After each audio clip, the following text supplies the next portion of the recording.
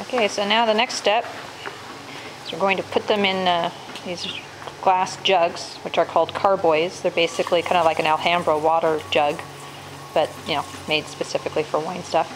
So that's the juice, and he's running it through a copper scrubber thing that you would use in the kitchen. And the reason for that is one of the sometimes the yeast, when it's getting tired near the end of all the sugar and high alcohol, will give off a chemical that smells like rotten eggs, and the copper actually reverses, keeps the rotten egg smell from happening.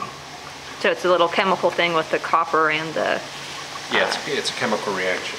But it's not so much the rotten egg, you don't like the smell of that, but what happens, the rotten egg stuff can then convert into a couple other chemicals that you can't do a thing with. So I figured out a couple years ago, people talk about stirring with copper rods and so on.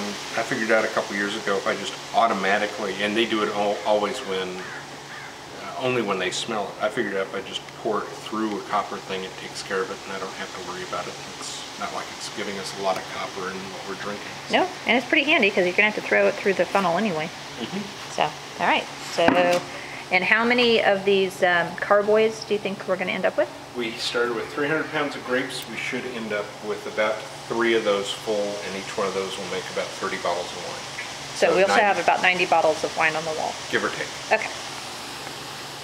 All right, so there's the first.